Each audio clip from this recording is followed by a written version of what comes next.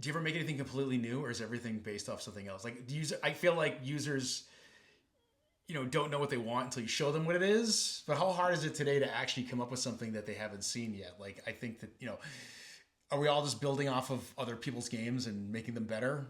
I think mostly, it's fair to say mostly yes. But at the same time, I think every year, I think we're seeing legitimate remixes of systems and genres that weren't expected the year before that sometimes meet with breakout success. I'm thinking of like Vampire Survivors or Balatro or even BG3. I think Disco Elysium counts. And Blueprints. All these games are constructed from or cut and paste from all these experiences that we've had that we're familiar with, but put together in ways that certainly very interesting, if not sort of mind-blowing, or sets the tone for a future that we weren't thinking of before that title came out. Yeah, and they come from a lot of these games. They come from people who are not from the industry, or they're not. They've come from outside of the industry or indie circles that weren't even thinking of making a business out of them. Yeah, and I kind of feel like the publisher world, the business world, the investment world, they're so risk averse, but also like it's almost impossible to capture that kind of lightning in a bottle. Like it's a hard business model to innovate because you can't just like give a bunch of people a bunch of money and innovation doesn't just like come out of that. Yeah, it's like you can't buy it.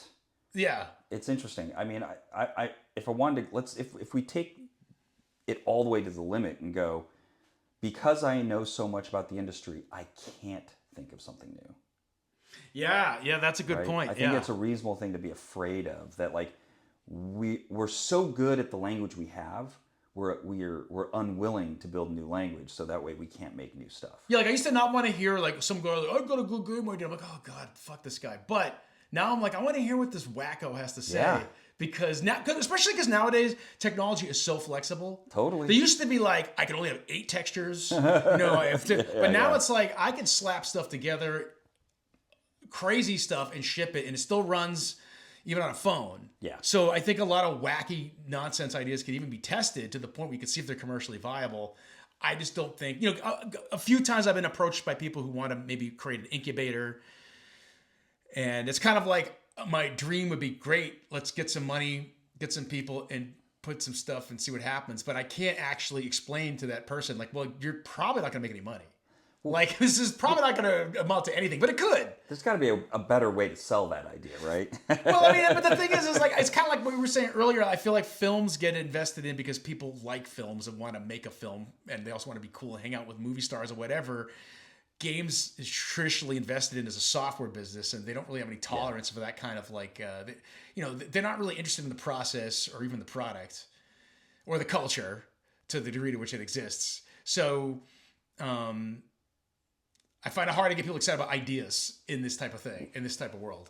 Maybe industry just hasn't reached a point of maturity where it can self-assess well enough to figure out how to keep things fresh, right? I think it's an unaddressed topic. Yeah. And I mean, I think we can safely say that some of the difficulty the industry is in today is sort of partly related to the funding mechanisms in our industry not having like a rationale for figuring out how the future should be for the industry. It's, there are loose sort of adherences to KPIs and trying to do analyses of genres or platforms, but it's not like, the combining of an executive producer and like sort of truly creative product envisioning is not something that we see in our industry. I think what ends up happening is that all of us have to go running out there and experimenting and sort of hoping for the best. And some of us almost certainly find great matches, and then we sort of accidentally expose a valid part of like the periodic table of elements. There is no science of analyzing the elements we found so far and what they can lead to. We don't have like that physics yet, or at least not broadly. I'm sure there are a handful of people that know the magic, and they're probably doing great, and that's good for them. I want to talk to them more. Yeah. But yeah, I think we're seeing this is sort of like the first time in our industry that we can do that because we have enough breadth and enough variety and enough people doing different things. Because, I mean, you go back to like early 2000s, there was only one way things were done, right? Yeah. Before mobile, before, like, there was a little bit of browser stuff probably happening right by the time we get to 2004, maybe. Wasn't a lot of shared knowledge either. It was like, I remember working on a game and the designer was telling me, oh, we want to have these summons that, are kind of like Final Fantasy summons. And I had to explain to them, and this is a joke team size, but at that time, do you know Final Fantasy VII had over 100 people on staff, which at the time was crazy. Yeah, overwhelming. We had 8. Oh wait, what? I'm like, yeah, that's not how this works.